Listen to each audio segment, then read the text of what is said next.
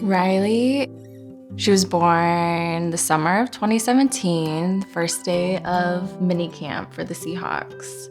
They sent us home from the hospital and I was like, they're just gonna let us go. Like, they trust us. They're not gonna like test us or anything. Like, they're just gonna let us take this baby, our baby, but still. It's like, oh my goodness, are we ready for this? After we had Rylee, I got traded, so we moved to New York.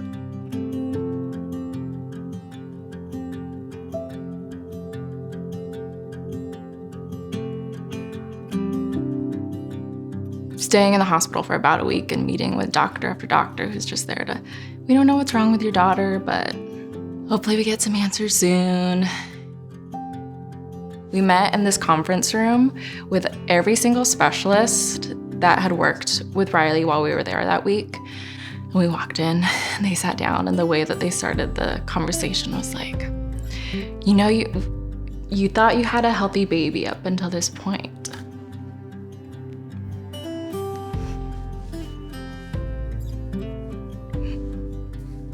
I'm saying we really don't know how long your daughter's gonna live. They're like, just enjoy your time with your daughter. Yeah, it was pretty straightforward. And I remember sitting there, mostly just mad.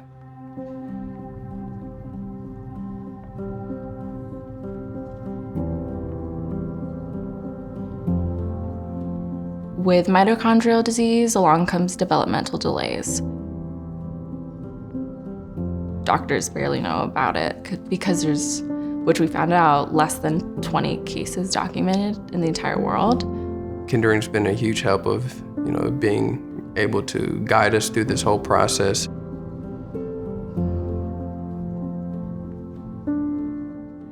When Opal was born, she was born full term, everything looked great.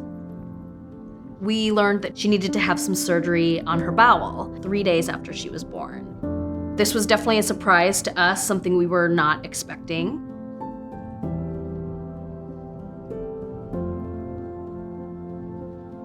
Our pediatrician actually connected us to Kindering based on just what we were seeing already with just kind of different physical and motor delays. Without the guidance from, physical therapy through Kindering, we wouldn't really have kind of a gauge to go by. Being told kind of these are the things you can work on with her, to make sure that she kind of hits these milestones for both, feeding and physical therapy. I think that really kind of gave us comfort while we waited for a diagnosis, because we didn't know what her diagnosis was at that point. When we did get Opal's diagnosis, there's not a lot known about it. She might be in a wheelchair. She might never be able to walk or run or anything. And that's what we were told after the genetics appointment.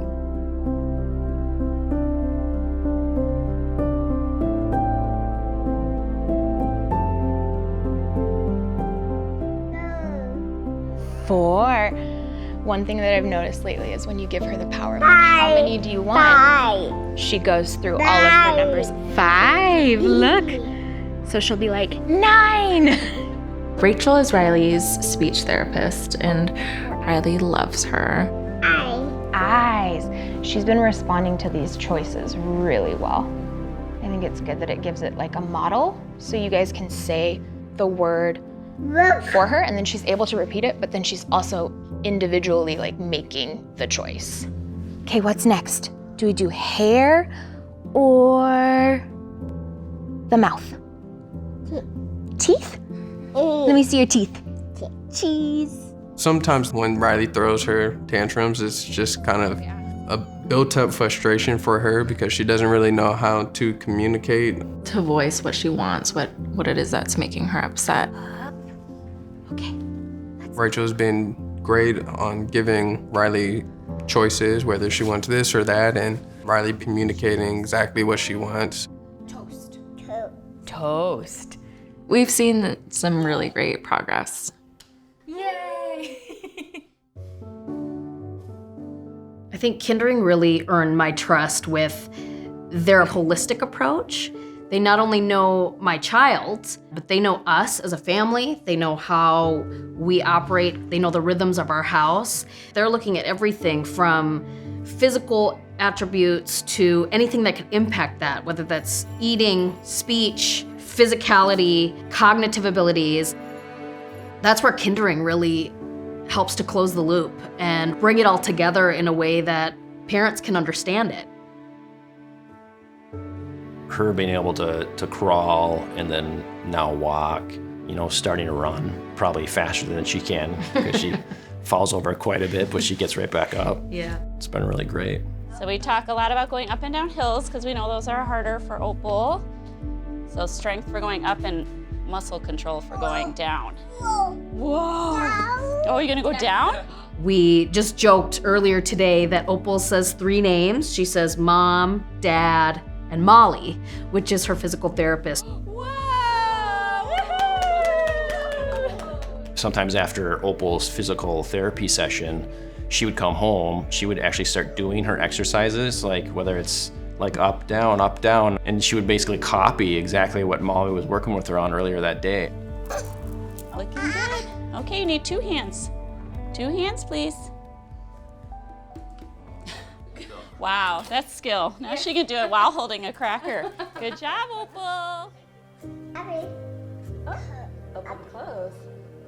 When you're diagnosed with something that you weren't prepared for, you're kind of in the dark and you don't really know where to start. Kindering really provides a starting place for you.